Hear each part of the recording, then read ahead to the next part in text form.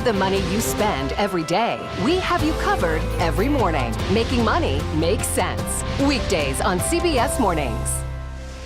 Everybody wakes up in the morning and they are pelted with alerts that frighten them, news that agitates them. With this show, we have the time to explain what's going on. Here's a deeper understanding of what's happening. Prime Time with John Dickerson. Stream on the free CBS News app.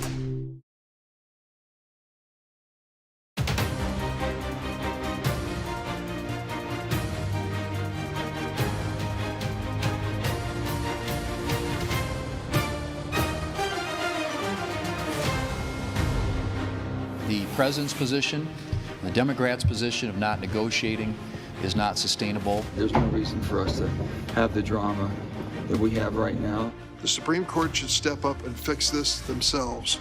I look forward to having that debate about why we think that President Biden needs to get another 4 years. A vote for President Biden is a vote for President Harris. From CBS News in Washington, I'm Ed O'Keefe. Welcome once again to America Decides. There are just 553 days until America decides who it wants to serve as its next president, 251 days until Iowa Republicans get to decide who they want as the GOP's presidential nominee. And according to the Treasury Secretary, there are just 30 days until the White House and Congress need to decide how to raise the federal debt limit, or, as she says, the U.S. government will be unable to continue to satisfy all of the government's obligations. In plain English, the feds won't be able to pay their bills. And that's where we begin tonight on America Decides, as President Biden has now invited the top 4 congressional leaders to the White House a week from today to discuss how to sort out this mess. A White House official tells CBS News Mr. Biden will stress that Congress must take action to avoid default without conditions in the meeting, while House Speaker Kevin McCarthy has called on the president to engage in talks over the issue, which it looks like they're now set to do.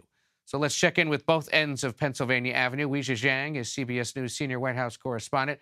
Nicole Killian is CBS News congressional correspondent. But we'll begin with Weijia, where today, again, there were questions at the White House about what exactly the president is hoping to accomplish in this meeting a week from today and why he's waiting a week. What is the latest there as they watch the clock tick down?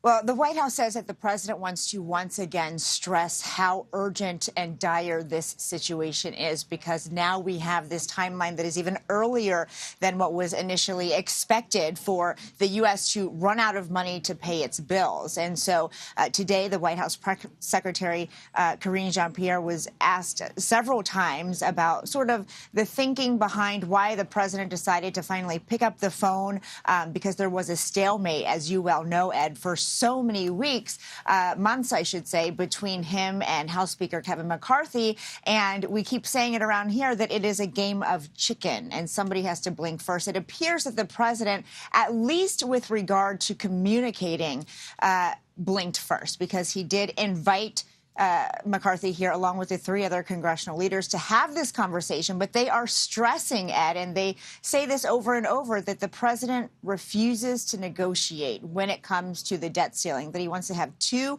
totally separate conversations about, 1, raising the debt ceiling or suspending it, or 2, a discussion about the budget, which, of course, is what Republicans want. But McCarthy has made clear, and he hasn't changed his position at all, that he's not willing to raise that ceiling, to have that conversation until they talk about the debt and about spending specifically. So, you know, frankly, even though they have a date on the books, which is May 9th, next week, nothing has changed with regard of their positions. There hasn't been any blinking in terms of the substance, just blinking in terms of whether they will meet or not.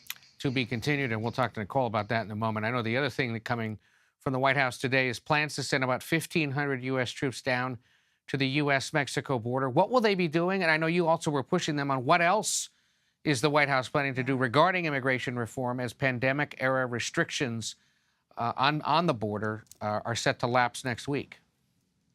Right. So that policy, that restriction, was a CDC policy called Title 42, which expires next week. And officials are expecting a surge of migrants at the border as a result of that, because before, U.S. officials down there could just turn away migrants, essentially citing this pandemic era policy, which will no longer be the case. And so they are sending 1,500 active duty troops down there, but doing what is described as an administrative role. So the White House is very clear that they are not going to be the ones enforcing the law. They are simply clearing the way, doing the administrative work, doing the monitoring and data entering so that CBP officials can actually do the law enforcement piece of this. But Republicans are saying it's not enough. That's not the solution. And they need to find a better way to turn migrants away when they find out that they are not actually able to qualify for asylum. Ed? All of this seems to set up, Weisha, the idea that this week is one week, but next week's set to be a bigger week because there's a lot of big decisions and moves that are going to get made next week. And, of course, you and Nancy and I and all the others will be tracking it there from 1600 Pennsylvania Avenue. Thank you, as always. We'll see you later on the Evening News and on Prime Time with John Dickerson. Now let's bring in Nicole Killion, who, of course, is CBS News congressional correspondent, as we ask you about what's going on regarding the debt limit. I want to begin with something that the Senate Republican leader Mitch McConnell said earlier today, and we'll talk about how that sort of sets the pace for the week ahead. There is no solution in the Senate. We have divided government. The American people gave the Republicans the House. The Democrats have the presidency. The president and the speaker need to reach an agreement to get us past this impasse. So in essence, Nicole, what he's saying there is, yeah, the president and I may have cut some deals back in the day, but given the way the math's done now, I'm not the guy to call to get that deal, right? Well, precisely. And he has been deferential to the speaker for some time now and said today and reaffirmed that he thinks that what the speaker and House Republicans put on the table is something that is reasonable and, in his view, worthy of consideration. But to his point, that deal needs to be struck between that group of Republicans and the president, simply because that is what they have put forth as a proposal.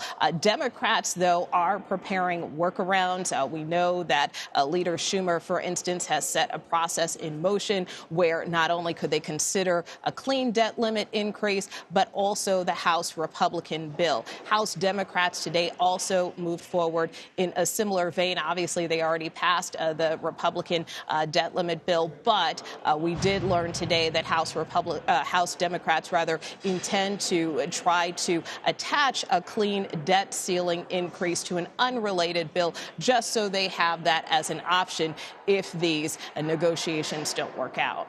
Got it. So some break glass options are now being put in place just in case something isn't cut in the next 30 days. The House is out this week. The Senate is in. And today, the Judiciary Committee held a hearing, a long-anticipated one, on the debate over whether or not the Supreme Court needs to be subject to stricter ethics rules. Let's take a listen to some of the highlights. The Supreme Court should step up and fix this themselves. For years, they've refused. And because the court will not act, Congress must. From our point of view, on this side of the aisle, we're going to push back as hard as we can and tell the American people the truth about what's going on here. This is not about making the court better. This is about destroying a conservative court. All right, well, that lays out sort of the two arguments on either side. But, Nicole, what is the likelihood that Congress ever takes up legislation to, in essence, enact a stricter code of ethics for the Big Nine that work across the street of the Supreme Court?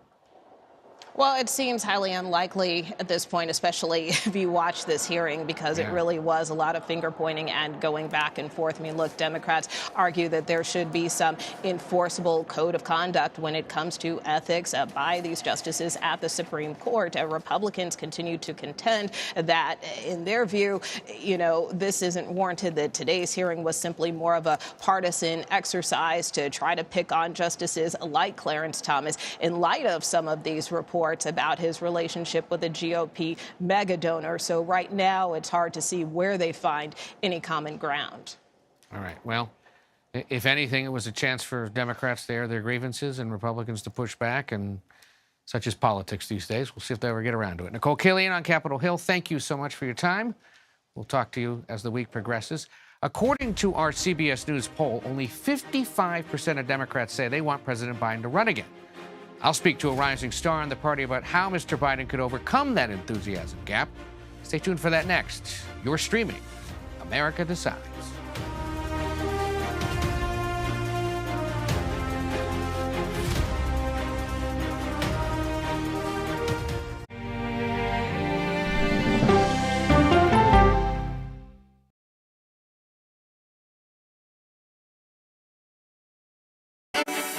there. Welcome to The Uplift. I thought she was a groom, and I stepped back and I went, oh, you're the queen. She's going to be with me every instant that I'm alive. I just wanted to see if you'd go to Disneyland with me today. I look over at him and he's smiling. I'm going to remember that the rest of my life. They told us when he was going to be born, he was only going to live for 30 minutes. It's really a miracle that he's with us today. The Uplift. Stream now on the free CBS News app. Morning news matters because it sets the tone for your day, and it's a way of getting you started. We're going to uplift you. We're going to send you out your way day to day. That first draft of history, it happens right here. CBS Mornings.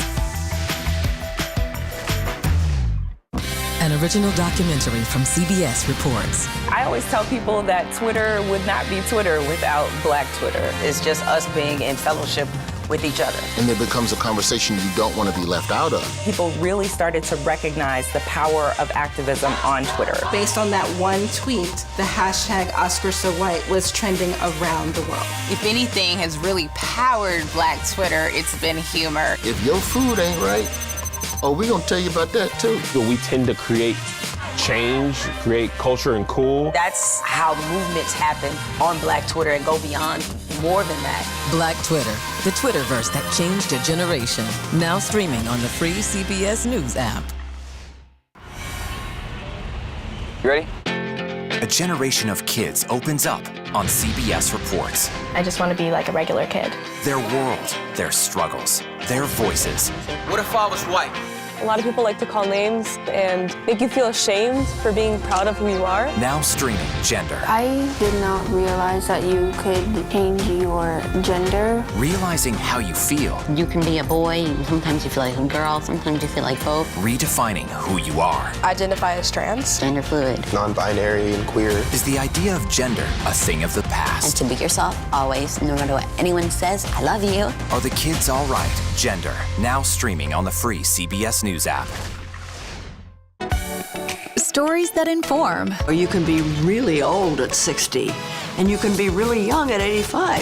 Inspire. How do we unlock the power within ourselves to be who we want to be? And brighten your day. The best part of fame is making people feel good. Always send the people home happy. Make every day a little more like Sunday morning.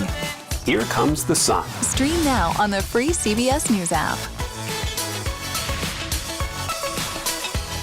We go to stories because we can bring someone to that story. That human connection is incredibly important. The news doesn't have to be depressing. What do you love about running? Energy! It can be uplifting.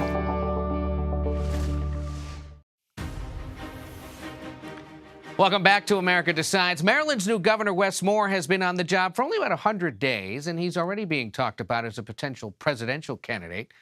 And speaking of Democratic primaries, there could be a crowded one in his home state after longtime Maryland Senator Ben Cardin announced Monday he'll not be seeking re-election and will be retiring after his term is over early next year.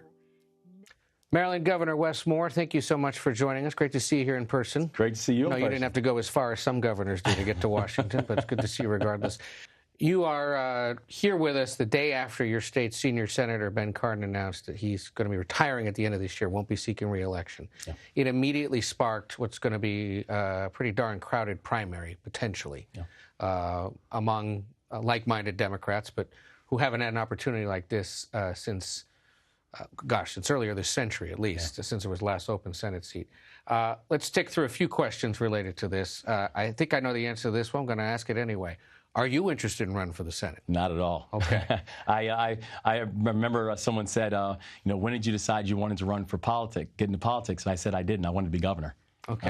So I love my job, and I'm excited to keep doing it. Executive, not legislative. Get it. You have a preferred contender, though, or potential successor. No, I think this is going to be a very spirited race, and there are a lot of people who are actively looking at it. I think right now we're going to see who actually gets into the race. We'll see what kind of campaigns people are pulling together. The thing that I know, and as the governor and the titular leader of the party, we know that we need to have an organized and a substance-based race. Who is going to be the successor for Senator Cardin, and I'm excited about being able to support our nominee as they go into next fall. Will you tolerate a crowded primary, or should there be some conversation among the potential successors about not letting it get too sprawling, too expensive, frankly, at a time when Democrats need all the money they can in a lot of other places to make sure they can hold on to seats. Yeah, I mean, I believe in the democratic process. I believe that if a person believes that they are the right person to be able to help lead the state as part of the federal delegation, then people should explore it and people should run. I also know that I believe that we have to make sure that this is organized. We have to make sure that this is above board. And the thing that I will not be okay with nor tolerate is if people are getting into the race and their behavior or the race that they're running becomes destructive. Any thoughts on whether your predecessor, Larry Hogan, should consider a run? I mean, that is probably the most formidable Republican, at least statewide these days, were he to get in. Well, I don't think he'd take my political advice even if I offered it. But, I think whoever the Republicans decide to put up and whatever Republican decides to get in the race, they should do it. The thing that I know is that we're going to be ready to defend our values. We're going to be ready to defend our principles. We're going to be ready to continue to show Marylanders why having Democratic leadership has been good for the state of Maryland, why we've been able to get big things done together, why we've been able to get big things done with the current administration, with the Biden administration. And I think Marylanders are going to see that level of continuity and that level of cohesion is good for the people of Maryland. And I've been struck, looking at numbers we've done in terms of CBS News polling, when it comes to Democrats and the reelection of President Biden, that only 55% of Democrats say they want him to run again. 45% don't. I mean, that's almost an even split. A win's a win, but 55-45 suggests it's really close. When we ask those Democrats, the 45% who don't want him to run, why they don't think he should, 86% say it's because of his age, 77% say it's because they want someone new to run.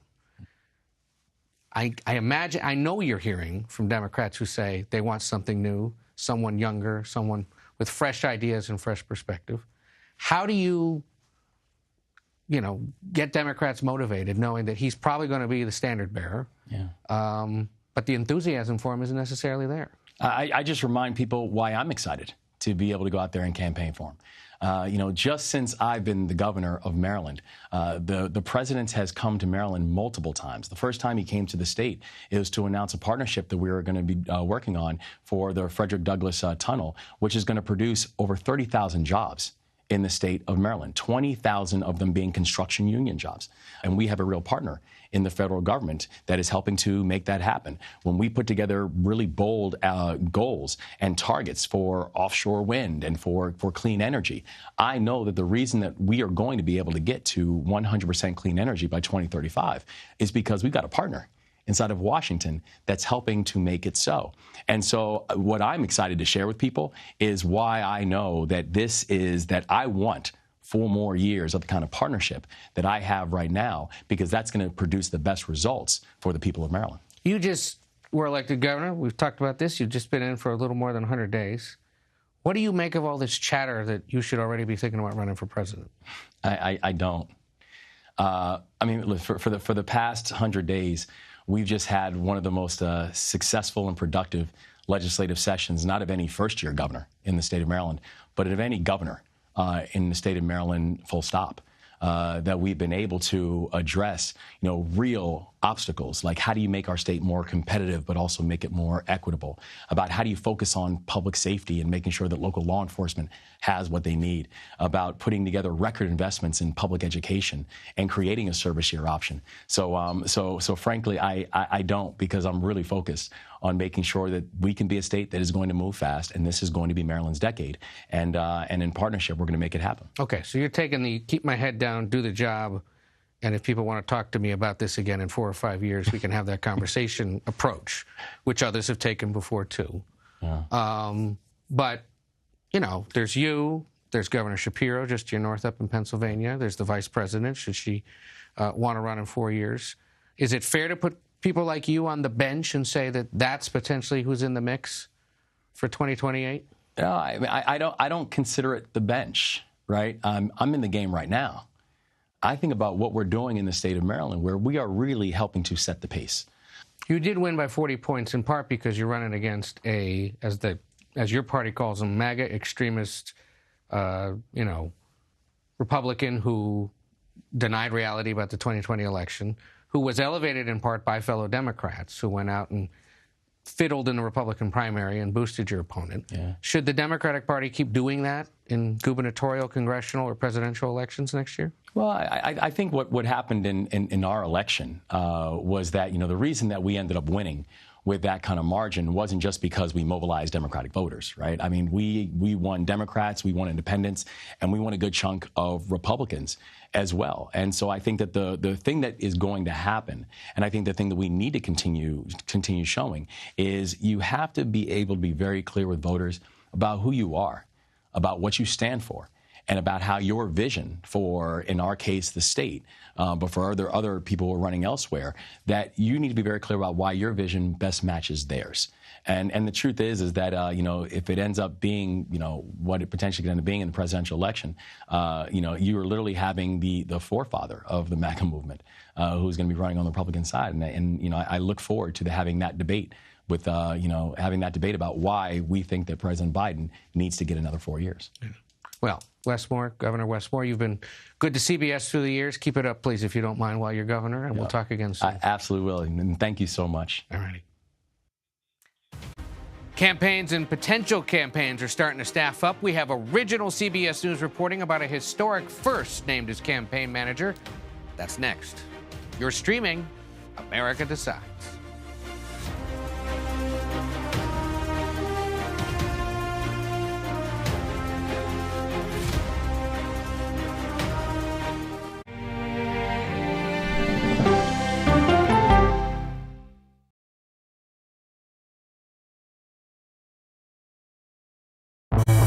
An original documentary from CBS reports. Controversial Congressman George Santos. Why won't you answer our questions? How did he manage to get elected? Thank you very much. God bless you and God bless the USA. George Santos' campaign was a campaign of deceit, lies, fabrication. And who is he, really? I knew him as Anthony DeVolder from Queens. Really, who he is, he's a fraud. I compare him to the Tinder swindler. From people who know him, the truth, the facts, the lies. He would say that he was worth $100 million. It's an incredibly cynical episode in American politics, beyond satire. Had you ever seen anything like this? No, and I hope I never see it again. Campaign of Deceit, now streaming on the free CBS News app. She dazzled on the court and off the court as a businesswoman. Thank you for joining us on Person to Person. Tennis superstar and entrepreneur Serena Williams.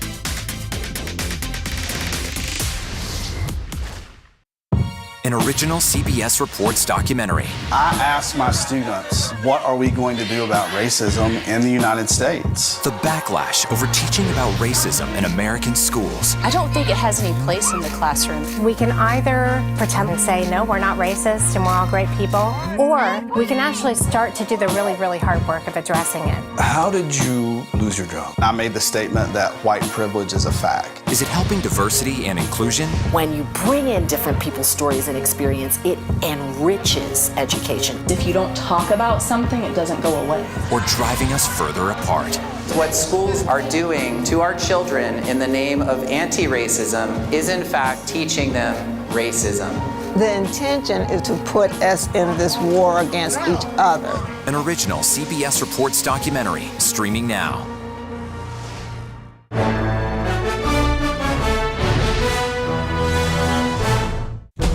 An original CBS Reports documentary. I was entitled to equal pay for equal work under the law. Does the Supreme Court's power need to be checked? 9 Supreme Court justices, 5 of them said no, she's not entitled. That's not right. Calls to fix the court tend to go along with the politics of the moment. Republican-appointed justices have all tended to go in one direction, with the Democratic-appointed justices tending to go in another. Even though it's only 9 justices, it takes 5 of them to make the law of the land. Does it have political impact? True. Political intent? Probably not true. If the American people don't trust the judgment of their court, that's a real problem for our democracy. An original CBS Reports documentary, streaming now. On our places, bright, shiny faces. When you wake up in the morning, we want to be your go-to team. I don't go to work in the morning. I go for coffee with my 2 good friends, and we talk about the world. Welcome back to America Decides. For more on the day's political headlines, including one they've just published of their own, Caitlin Huey-Burns and Finn Gomez join us now. Caitlin, of course, is CBS News political correspondent. Finn is CBS News' political director. That means he directs political coverage. Get it? And both of you were up to something today, and it just published a little while ago. Tell us what this is about regarding Tim Scott's presidential campaign. Yes, Ed. CBS News has learned that Senator Tim Scott, who is widely expected to launch his campaign on May 22nd in South Carolina, will be picking his longtime aide, Jennifer Casper, as his campaign manager for that likely bid. She would become the first woman of color to ever run a Republican presidential campaign, an historic first. And that's an important distinction, Republican presidential campaign, because we've had a handful on the Democratic side. She's served alongside him for quite a bit, right? Yeah, she came to his office when he was in the House. She served as his chief of staff in the Senate. And they have a very close relationship. And as you know from talking to her, she also has a really compelling backstory. And that's something that she's really hoping to bring to the campaign. And she also noted that she and Scott, you know, they point to their backstories, their personal stories, as a way to relate to voters in a way that other candidates may not be able to. And that's something I think we're going to see highlighted in this campaign. Tell us a little bit more about her backstory, though, because it is really interesting. Yeah, absolutely. She comes from Colorado, a former prosecutor, a state prosecutor. She went to this University of Michigan, a top 10 law school. But in 2008, her dream was to move to move to D.C. and work on Capitol Hill. It was hard to find a job during that time, of course, as we all remember.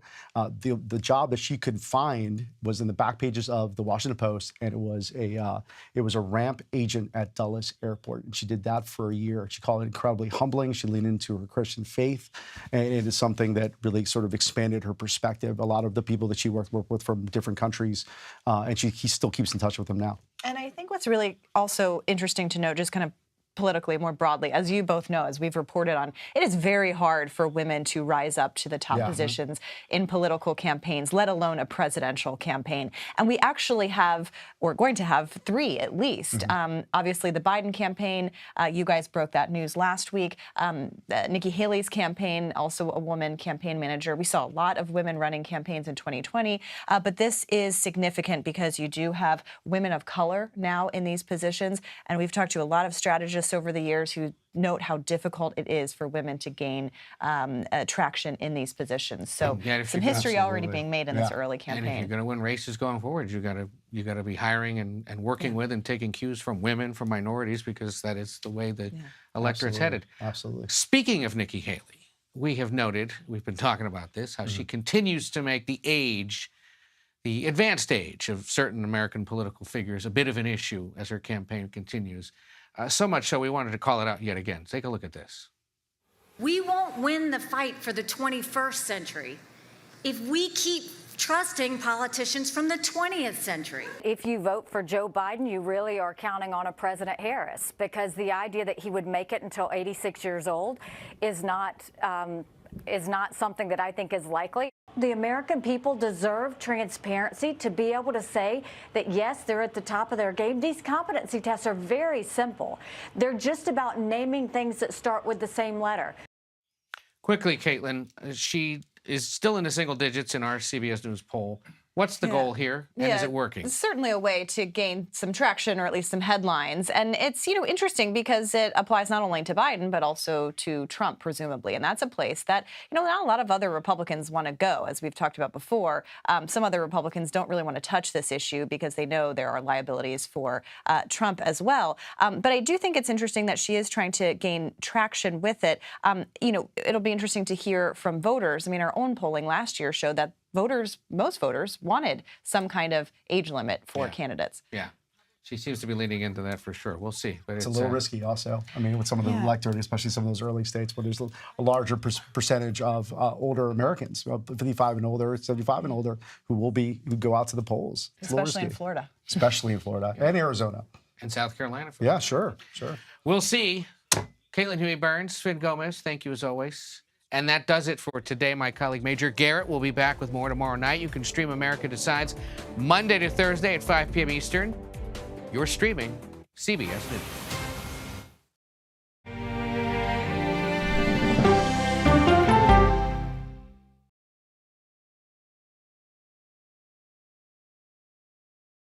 In today's Money Watch, business analyst Jill Schlesinger is here to help. How do you even begin to make the best use of your money? If you've got a match from your employer, don't give away that money. Dollar Jill, y'all. CBS Mornings, starting at 7.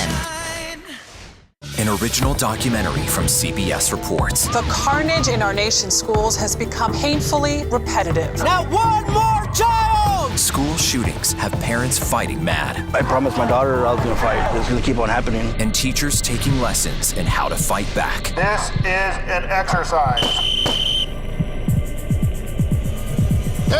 We approach it as it's you or them. It shouldn't have to be your teacher's job to protect your life. But will the battle over gun control, People are afraid that they're going to lose their gun rights altogether, be the hardest lesson of all? The exercise, you're having to shoot at an adult.